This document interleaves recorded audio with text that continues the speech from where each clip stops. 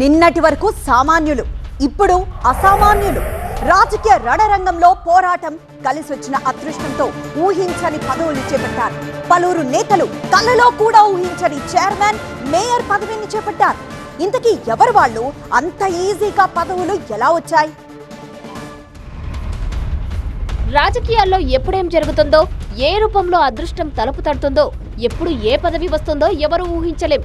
నిన్నటి వరకు సాదాసీదాగా ఉన్న నేతలు ఒక్కసారిగా శాసనం చేసే రేంజ్కు వెళ్లినా ఆశ్చర్యపోనక్కర్లేదు. అలాంటి ఉదాహరణలే తాజా మున్సిపల్ ఎన్నికల్లో ఎదురయ్యాయి. అత్యంత సాదాసీదాగా కనిపిస్తున్న ఇతని పేరు మూడ్ గణేష్. నిన్నటి దాకా ఆటో డ్రైవర్గా ఉన్న గణేష్ ఇప్పుడు కొత్తగూడెం మేయర్. ఇతని వయసు 33 సంవత్సరాలు. అత్యంత పిన్న వయసులో కొత్తగూడెం మేయర్ పదవిని చేపట్టిన రికార్డు కూడా గణేష్ సొంతం. పేద కుటుంబంలో పుట్టిన గణేష్ తన కుటుంబ పోషణ కోసం ఆటో నడిపాడు. ఆటో డ్రైవర్ గా జీవనం సాగిస్తున్న గణేష్ కు అనుకోని పరిస్థితుల్లో తాను నివాసం ఉంటున్న కోమటిపల్లి స్థానానికి ఎంపీటీసీగా పోటీ చేయాల్సి వచ్చింది. 2019లో బీఆర్ఎస్ నుంచి ఎంపీటీసీగా పోటీ చేసి విజయం సాధించారు. ఆ తర్వాత మారిన రాజకీయ పరిణామాలతో 2023లో ఎమ్మెల్యే కూనమనేని సాంబశివరావు సమక్షంలో సిపిఐలో చేరారు. ఈ నెల 11న జరిగిన ఎన్నికల్లో 20వ డివిజన్ కార్పొరేటర్ గా ఎన్నికయ్యారు. రాజకీయ సామాజిక సమీకరణాలు కలిసి రావడంతో ఏకంగా మేయర్ పీఠంపై కూర్చున్నారాయన.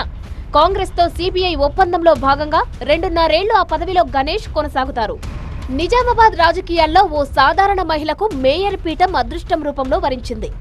ఎవరూ ఊహించని మహిళ నగర ప్రథమ పౌరురాలిగా ఎన్నికైంది. ఆమె కూరగాయల ఉమారాణి.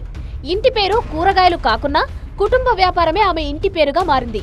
నిజామాబాద్ నగరంలోని 49వ డివిజన్ కసాబ్ గల్లీకి చెందిన ఉమారాణిది మధ్యతరగతి కుటుంబం. మున్సిపల్ ఎన్నికల్లో 49వ డివిజన్ నుంచి కాంగ్రెస్ అభ్యర్థిగా బరిలో దిగిన కూరగాయల ఉమారాణి కార్పొరేటర్ గా గెలిస్తే చాలు అనుకుంది. భర్త సహకారంతో తొలిసారి పోటీ చేసి గెలిచింది. అయితే కాంగ్రెస్ మేయర్ అభ్యర్థిగా ప్రచారంలో ఉన్న సెమంతారెడ్డి ఓటమి పాలు కావడంతో బీసీ మహిళ ఉమారాణికి అదృష్టం వరించింది. మేయర్ జనరల్ మహిళకు రిజర్వు కాగా PCC chief Mahesh Kumar Goud BC మహిళగా ఉన్న కూరగాయల ఉమారాణికి అవకాశం కల్పించారు. దీంతో ఆమె నగర ప్రథమ పౌరురాలిగా ప్రమాణ స్వీకారం చేశారు. నిజామాబాద్ 3వ మహిళా మేయర్ గా రికార్డులోకి ఎక్కారు. ఇక నల్గొండ మున్సిపల్ కార్పొరేషన్ మేయర్ పీఠాన్ని బుర్రి చైతన్యారెడ్డి దక్కించుకోగా ఆమె తల్లి సరోజ జనంపల్లి సర్పంచ్ గా కొనసాగుతున్నారు. మున్సిపాలిటీలో ఒప్పంద కార్మికుడిగా పనిచేస్తున్న ఓ యువకుడు కౌన్సిలర్ గా ఎన్నికైన ఘటన ఖమ్మం జిల్లా సత్తుపల్లిలో చోటు చేసుకుంది.